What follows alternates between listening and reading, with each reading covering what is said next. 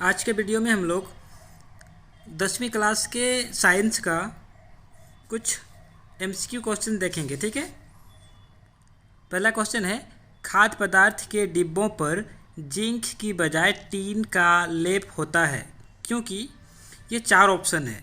ठीक है, तो इसका ऑप्शन होगा ये जो 3 है ना, टीन की अपेक्षा जिंक अधिक अभिक्रियाशील होता है।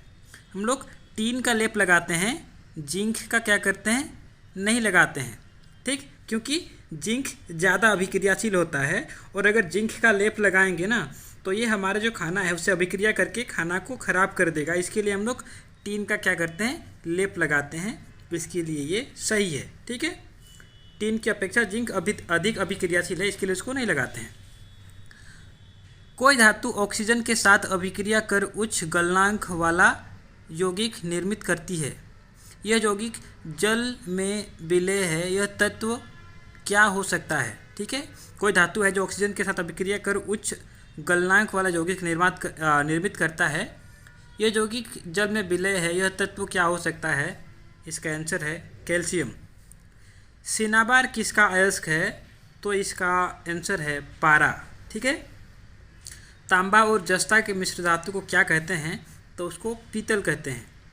एल्वा रेजियम में HCl एवं HNO3 का अनुपात होता है, तो ये होता है 3:1। ठीक है, अगला है, निम्न में कौन उभयधर्मी ऑक्साइड है, तो वो है Al2O3। ये उभयधर्मी ऑक्साइड है। सीसा एवं टिन के मिश्र धातु को क्या कहते हैं, तो उसको सोल्डर कहते हैं। ठीक है, निम्न में से किसे चाकू से काटा जा सकता है, तो यहाँ पे जो भी है आपका उसमें से लिथियम है, उसको चाकू से काटा जा सकता है। कौन सी मुलायम धातु को चाकू से काटा जा सकता है, तो सोडियम को भी काटा जा सकता है। ठीक है, तो या तो सोडियम रहे या लिथियम रहे, किसी को भी हम लोग चाकू से काट सकते हैं। ठीक है, कौन सा धातु कमरे के ताप पर द्रव होता है, तो वो पारा होता है, पारा। ठीक है, मरकरी जिसको बोलते हैं। ठीक है, आपने थर्मामीटर पे देखा होगा, थर्मामीटर को जब भी हम लोग किसी गर्म वस्तु पे रखते हैं तो क्या करता है, उसका पारा, अंदर में पारा रहता है जो चढ़ने लगता है। ठीक है, तो वो पारा रहता है, उसका अंदर जो चीज़ रहता है भरा रहता है, उसको पारा बोलते हैं, मरकरी बोलते हैं। ठीक है, निम्न में कौन सा अधातु है जो द्रव अवस्था में रहता है, तो वह ब्रोमीन है। ब्रोमीन एक ऐसा अधातु है जो द्रव अवस्था में रहता है। ठीक है, सबसे कठोर तत्व है, तो वह हीरा। हीरा, ठीक है, हीरा सबसे कठोर तत्व है। एक अधातु जिसमें चमक होती है, तो वह है आयोडीन। ठीक है, आयोडीन वह अधातु है जिसमें चमक होती है। वो कौन सा अधातु है जो विद्युत का सुचालक होता है, तो वो क्या होता है, ग्रेफाइट। ठीक है, ये जो मैं पेंसिल पे लिख रहा हूँ ना, पेंसिल पे जिससे मैं लिख रहा हूँ, ये ग्रेफाइट से बना हुआ है, तो ये क्या है, विद्युत का सुचालक है। ठीक है, ये अधातु है लेकिन विद्युत का सुचालक है, ग्रेफाइट। ठीक है, अगला क्वेश्चन क्या है, इनमें कौन ठंडे जल के साथ तेजी से अभिक्रिया कर सकता है, तो वो है सोडियम। ठीक है, निम्न में से किसको पीट कर पतली चादरों में परिवर्तित किया जा सकता है, तो वो है जस्ता। ठीक है, निम्न में कौन आयनिक यौगिक है, तो यहाँ पे है CaCl2, ये आयनिक यौगिक है। अच्छा, इसमें एक बात समझा देता हूँ आपको। यहाँ पे पीट कर लंबा करने की बात ये है कि कोई भी मेटल रहता है ना, मतलब कोई भी आपका धातु रहता है, तो उसको आप पीट कर लंबा कर सकते हैं। ठीक है, तो इसमें जस्ता, इसको हम लोग पीट के लंबा कर सकते हैं। ऑक्सीजन गैस है, गंधक, ठीक है, और फास्फोरस, उसको नहीं कर सकते हैं, जो जस्ता है उसको कर सकते हैं।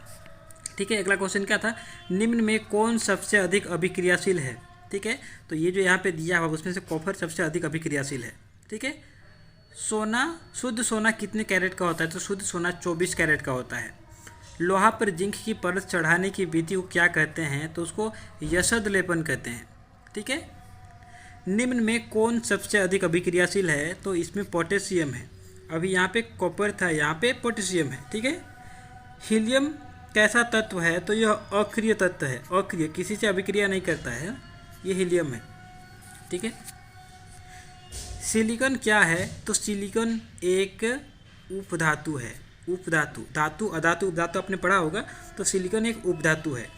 निम्नांकित में विद्युत का सर्वोत्तम चालक है, तो वो है तांबा। ठीक है, तांबा है, तांबा सबसे अधिक, इसमें से सबसे अधिक ये सुचालक है, सबसे तेज उसमें विद्युत चल सकता है। ठीक है, निम्न में किस धातु को केरोसिन में डुबा कर रखते हैं, तो वो है सोडियम। सोडियम को हम लोग केरोसिन में डुबा के रखते हैं। ठीक है, बाकी ये क्वेश्चन है कुछ जिसमें रिक्त स्थान है, आपको भरना है।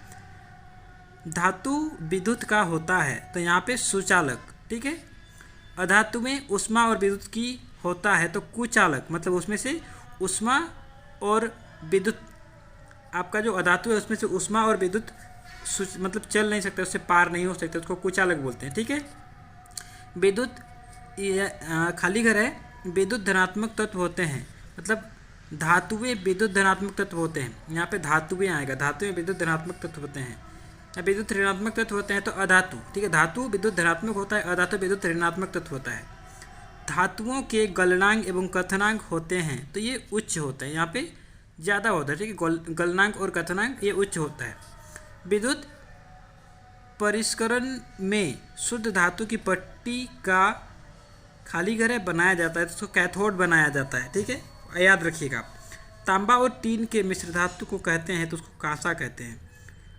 आयनिक यौगिकों के गलनांक होते हैं, यहाँ पे खाली घर है तो उच्च होते हैं।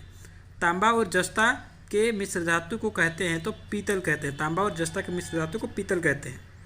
दो या दो से अधिक धातुओं के समांगी मिश्रण को मिश्र धातु कहते हैं, ठीक है। शुद्ध सोना 24 कैरेट का होता है। तो ये कुछ आपका क्वेश्चन था जो आपको याद करना चाहिए, ठीक है, जो आपके एग्ज़ाम पॉइंट ऑफ व्यू से अच्छा रहेगा। इसी प्रकार से मैं और भी जो पार्ट है उन सभी पार्ट्स का, आपका चैप्टर का, ऐसे जितने भी आपका ये क्वेश्चन दिया हुआ है, मैं सभी क्वेश्चन आपको एक एक करके बताऊंगा। आपको याद रखना है जो, जिससे आप अपने एग्ज़ाम में अच्छे से एग्ज़ाम लिख सकते हैं, ठीक है। तो इससे पहले भी और भी बहुत सारे वीडियो बनाए हुए हैं, आप उनको भी जाके देखिए और अच्छे से तैयारी करिए। Thank you.